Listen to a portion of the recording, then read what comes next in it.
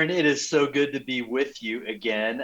We were just in person in Memphis, but it's really fun to catch up a little bit before our call and after our call. And it Yeah. feels like because we get connected in so many different places, like the conversation really isn't stopping.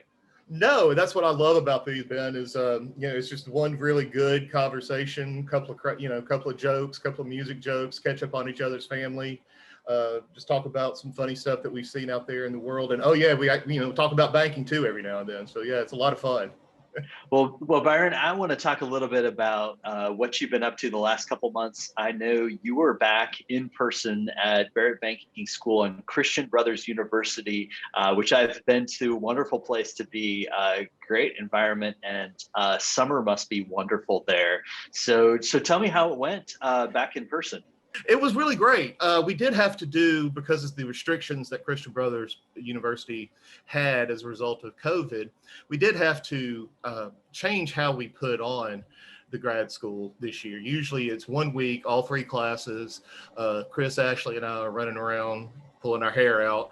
But this time it was each class came for 1 week. And then because of the limited space that we had available, we had to divide up each class into 3 sections, had the speaker in one room, stream out to the other rooms. And then we also had some bankers that decided to stay home or were instructed to stay home for safety reasons. And we zoomed it out to them. We didn't run around quite as crazy this time. We described it more of a slow burn over 3 weeks. But it was great because we've gotten pretty close to some of these students, particularly in the third year. Ashley and I started right at the time that they were starting the grad school process. And so we joked, we all kind of grew up at Barrett together. And they've gotten to be friends. Ben, these are the folks, a lot of them are the same folks we go to in conferences, the ones we sneak out of sessions with to go to Bourbon Street and do that thing. So there's a lot of good relationships just to see people again and to sit around and talk. It was really good to, sit down with the facilitators, the faculty members, have them talk to people in person, have the ability to interact with people in the hallways. It was great. We're very tired. June is a blur. May was becoming a blur. So I woke up about July 4th. And so just now starting to kind of get my legs back underneath me. But it was a lot of fun, great time, and outstanding students, outstanding graduating class, and outstanding students coming in right behind them. Great bankers, great bankers. Well, I love seeing that. I think the purpose and vision and really connecting personally is something that you and Chris do so well. And, I love seeing it because, I also get to stay connected with you because of all of the other content that you're producing. And some of that's really fun, personal content. When I see what you're doing with music lately, you're back and playing a little bit more in person. I am. Give me an update. Where are you playing? What are you doing? Well, last night I just did a songwriter showcase at the historic Lafayette's Music Room. Debuted a new song. I'm playing tomorrow night at a little restaurant here in town called Cup of Grace. Trying to get my band that you hear on the podcast. Actually, the music is our band. Keeps the royalty fees down. We're looking at some places playing probably next month. Being able to play some private parties, may get to play some more of our local haunts, downtown Memphis, to play some blues and some good old classic Southern rock. I'm still writing. Actually, before you got on the call, I was working on some stuff for some new music for tomorrow night's show. But no, I'm steadily just writing. When I'm not doing the podcast, playing guitar, learning new stuff, playing for church. Anytime anybody wants to put a microphone in front of me, I'll gladly take it and play. So I love it. Byron, we've talked about, over the years as I've gotten to know you, some of the impacts that music has had on your life and the way, we've thought about this last year. I know we've had a lot more conversations I've had a lot more conversations professionally about how we treat mental health, how Mm. we think about this engagement to who we are holistically, and I feel like that's a big part of who you are, and I want to dive into that a little bit and understand how music really plays that role for you in centering your world. Oh wow, how long you got? How long is this episode? Yeah, I mean, I come from a musical background, musical family.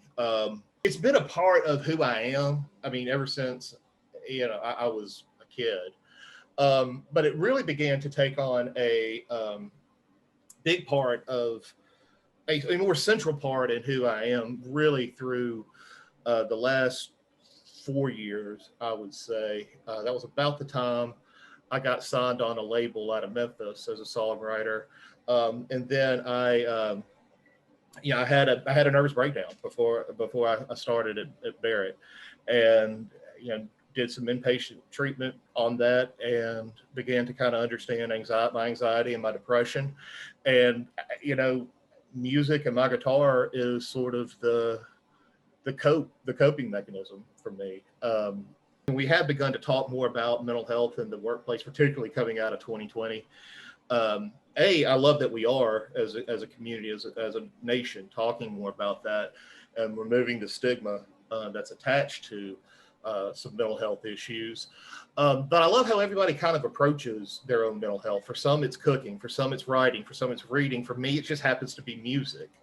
And it's really interesting to see how professionals come to it. And even if it's just being around people, and community bankers are really good at that, just being around their customers, interacting with them, those relationships that we knit as community bankers that are so fundamental to the business, they become a source of really good mental health, really good relational building that we all desperately need. But for me, mine just kind of happens to be centered around music. I think one of the things that's really interesting is that, and this is it's blues, right? Like the fact that the way that you're coping and connecting is a gift to the rest of us, right? Like it's a gift to us, the way you're working through that. And I think seeing that come out in your music and seeing the way that you're staying connected, yourself, and connecting with bankers at the same time is it's a great model for all of us. Cool. Well, I'm glad. Thank you. That means a lot to me. But I mean, you even look through the history. This is going way off the banking rails. When you go back and look through the history of blues, I mean, that is, a minority group, an oppressed minority groups, in a sense, their coping mechanism that they were used to express, that they were kind of bringing their cultural influences into it. That was their expression. And you see it too in country music. You see it coming from another perspective. If you're using it from a mental health perspective, everybody can relate to it. Everybody can understand, especially in this part of the world.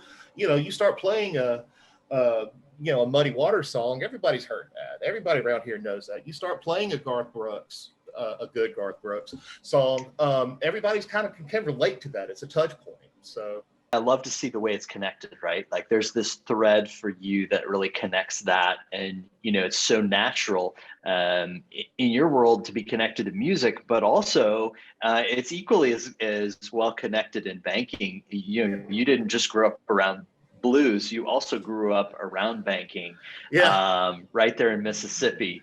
yeah. So tell me a little bit about where that came into play. My dad grew up here in Tunica on the farm, and he knew my mom all their life. Went off to Mississippi State, studied agronomy, got his master's degree in agronomy, came back to farmed 1 year with my grandfather and his brother, and my mom told him, find a new job or find a new wife. And so he took a job with Union Planters Bank to wait for the cotton prices to rebound. And 45 years later, he's still waiting on the cotton prices to rebound. So that's just, again, kind of like music. It's kind of how I grew up. The dinner time conversations were about banking, about music, and about SEC football.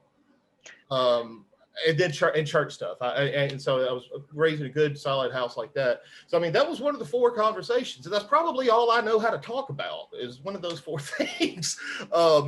That's just, we kind of grew up into that. I kind of grew up into that, rebelled against it. Not against the music. The music was always good, but rebelled against that being a banker all through college. But when I graduated in 2002 from the University of Tennessee at Knoxville. I would say go Vols, but we're terrible. But I graduated in 2002, right when WorldCom and Enron were happening. And the market for financial analysts on Wall Street and Europe and all that was, nil. And so the only thing that I could find in my field was going back to a teller window and running a teller window and going up through the ranks at Union Planters, in their retail side. And I fought it, came in kicking and screaming. And again, kind of like my dad waiting on the cotton prices to rebound, I'm kind of waiting on the 20 years later, waiting on the market to turn around, because here I am, and I love it. But, it's kind of here I am back in it. Never said I would. Never say you're not going to do something. Never say you're not going to do that. Never. Yeah. God has some different plans for that, right? Absolutely. Yeah. I ever say, don't ever tell God what it is you're not going to do. What's fun to see the way you're connecting those, right? Where you're connecting, we connected blues, we connected banking, but there's another one that we haven't quite connected. And you shared some of the best barbecue I've had when I was down in Memphis with you. Phenomenal barbecue. Yeah. So where would you welcome everybody if they were to come down to Tennessee? I would, if you've never come to Memphis and eaten barbecue and you want to do it, I would recommend doing the rendezvous to say you did it. Get the ribs. Now, the Memphians here that are listening to this are going to say the rendezvous is terrible. Yeah, I know, but everybody needs to come and get the ribs once and say you did it. And once you've done it, then we'll go tell you where the real barbecue is. Now, you went to Central Barbecue. Chris and I had this conversation all the time. You went to Central Barbecue. Central Barbecue is rated the local magazine poll, Citizens poll always rates it the #1 barbecue place. So the locals say it is the best. It is 1B in my opinion. 1A is, and Chris is going to vastly disagree with this. 1A is a place out in Germantown, just outside of Memphis, called the Germantown Commissary. Germantown Commissary is, I grew up not too far. I mean, everybody that my age group that grew up around in about a 5-mile radius of the commissary swears by the commissary. We love the Central Barbecue, but the commissary is home for us. So it does. We are making some stretches on connections here, but sort of like community banking, and kind of, convenience matters. It's sort of where you're known, you will not mess up going to Central. You will always get good food at Central. If you put Central next, if you give me Central Barbecue and Germantown Commissary Barbecue, I'm going to go pick Germantown Commissary because that's just kind of how I grew up. But to me, 1A is Commissary, 1B is Central Barbecue. All right. I appreciate it. Now I'm going to have 1A next time I come down. Come on. Well, one of the things I wanted to recap with you is you and I have had a lot of conversations about really what bankers did last year during the pandemic, how hard they really fought to advocate for small businesses, for individuals. And I just wanted to really, as a recap, just get your take on what you're hearing from bankers as they came through school. What is it that they're really saying they've gone through, and what have they really learned through this process? I think they've seen, first of all, we cannot say it enough from our place at Barrett and, from your video series, what the community banking industry did on Easter weekend of 2020, in my opinion, should go down and I don't mean this hyperbolically, should go down in the annals of economic history as one of the most amazing things I have ever seen. They literally, in my opinion, and I think I'm right on this, they literally saved the economy. community bankers leading the way. There were people in there. I sat down on, I was doing some music at church over Holy Weekend. I sat down that Saturday, tired as I could be, and pulled up Twitter and felt horribly ashamed. But Twitter was blowing up with guys like Prez Kennedy and some of the others talking about their bankers are tied into the SBA portal Easter night, the night before Easter, to make sure that those loans got done. And I had done some work, not with PPP, but when I was in production, I'd done some work in the SBA portal. That is not easy. And to sit there and do that over the Easter weekend because their customers needed it, we cannot talk about that enough. And like I said, that's why I made the statement I do. I think that is literally one of the greatest things in economic history that I've seen, one of the most positive things in economic history that I've seen in my career. What we've seen coming through the grad school and sort of since then, in the last year, 15 months since then, has been encouraging because the ones I've seen, the ones that I really saw that really embraced it are the ones that really grew. And those are the ones that began to really see, I understood it from a risk management perspective, but from a growth and from a community relational perspective, they really began to take advantage of the opportunity. And they began to grow relationships. At grad school, we were having this conversation with them, and time again, we got this relationship, we got 7 relationships from our competitors. We got this, somebody down the street, the bank down the street didn't do PPP and we picked up, half their commercial loan. I used to tell my loan assistant when I was in production, sometimes your best marketing move is just not being the other bank. And that I saw that played out in PPP with several bankers that I know and trust coming through grad school, that, they did it, the other banks didn't, and the money just came flooding in. And that's great if you know what to do with it once you got it. That's awesome that you got a 1% loan and some little fees on top of it. Okay. But what do you do with it now that you got it? And the ones that I saw that got it were using the digital space, using their technology, really leveraging their brand, like what you had talked about in the crisis leadership, using that story. They were living that story as the PPP was going on and living that story with the customer along the way as the pandemic went on and as the calendar turned to 2021. They were living that brand and living that story out with them. And to see to see them light up, the bankers light up when they were talking about it, and to hear some of the war stories that they picked up was really powerful. There's a lot of anecdotal stories there of just relationships that would have never moved from bank down the street that have now moved to that bank, to our students' banks, and stories of, the customer, why did it take so long? Why didn't, and I even had one student tell me, the customer asked him, why didn't you ever come ask for my business before now? That ought to wake you up.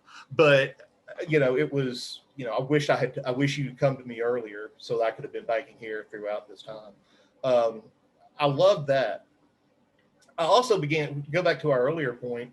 I think with mental health, I think we began to see a lot more bankers being empathetic and understanding, because the bankers have families, they have kids that they're having to homeschool, they're seeing all their customers. We feel when our loan portfolio suffers as lenders. We know, when a business is suffering, it sort of becomes personal. Whether or not it should is a different issue, but we feel that there's a problem there. And so we got into the ditches with a lot of our customers, and the empathy that I saw, even in the little town I'm in now. My next door neighbor runs a pretty good size ag seed distributorship. And she was talking about,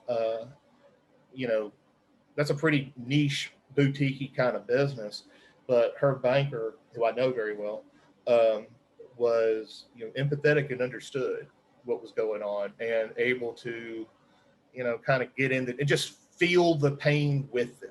And I saw more of that in the banks, in the bankers, and to being able to grow your book, deepen relationships, and also, for lack of a better term, lead with empathy, I think just makes our industry so much better, makes our bankers so much stronger, makes those relationships so much deeper, so that when the big banks come knocking, when they start, when there's more intense competitive pressure, it's harder to get them to leave.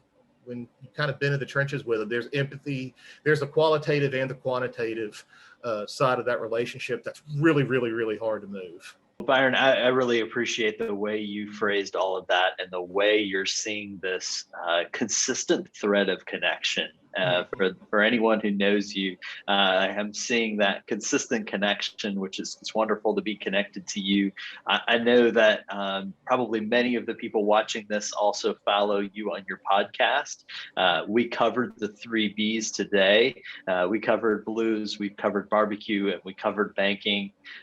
So, we're trying to make all of that connection consistent. But it's hard, it's though. It's hard. wonderful. I get that. Yeah. Well, it's great to be connected with you and great to get to spend this time with you today.